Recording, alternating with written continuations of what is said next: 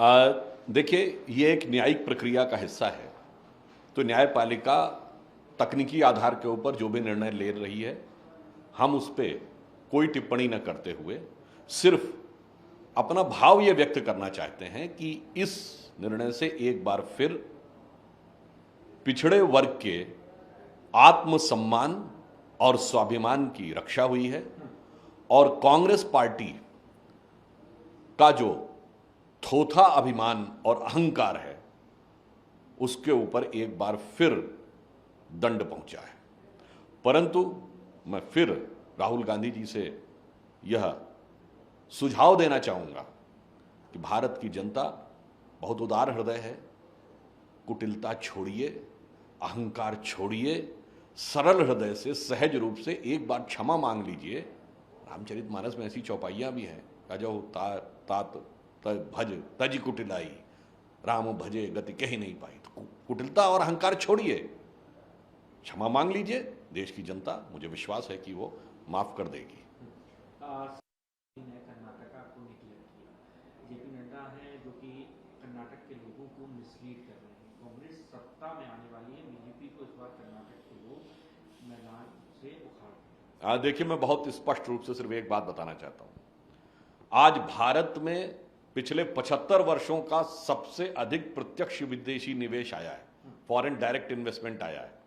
और प्रत्यक्ष विदेशी निवेश में सबसे बड़ा हिस्सा 2022 मई के आंकड़े के अनुसार कर्नाटक का है, 38% आया है। पूरे भारत में जो विदेशी निवेश आया है उसका 38% कर्नाटक में आया है। यानी मोदी सरकार के प्रयास से जो फॉरेन से इन्वेस्टमेंट आ रहा है 38%। और कंप्यूटर सॉफ्टवेयर यानी डिजिटल सुपर पावर जो मोदी जी ने बनाया है, कंप्यूटर हार्डवेयर और सॉफ्टवेयर की फील्ड में जो पूरे भारत में विदेशी निवेश आया उसका 53%, आधे से ज्यादा कर्नाटक में आया है। अब आप ये बताइए, भारत सरकार के प्रयास से जो विदेशों से इन्वेस्टमेंट आ रहा है उसमें यदि आधा कर्नाटक में आ रहा है, उसके बाद यदि किसी को ये नजर आए कि हमारी सरकार कर्नाटक के साथ न्याय नहीं कर रही है, तो मुझे लगता है शायद ऐसे लोगों का, विचार करने वालों की जो थिंकिंग या नॉलेज बेस ही आधा है।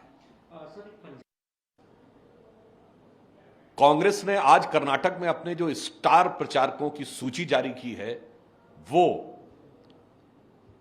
बहुत चौंकाने वाली और खतरनाक संकेत देने वाली है, जिसमें एक ऐसे व्यक्ति को भी उन्होंने स्टार प्रचारक बनाया है, इमरान प्रतापगढ़ी, जिन्होंने कुख्यात माफिया डॉन अतीक अहमद के शान में कसीदे पढ़े, जिन्होंने एक शायरी लिखी उसके बारे में कि कभी शायद कभी किसी का ऐसा कोई कद नहीं होगा, कई सदियों तक कोई अतीक अहमद नहीं होगा।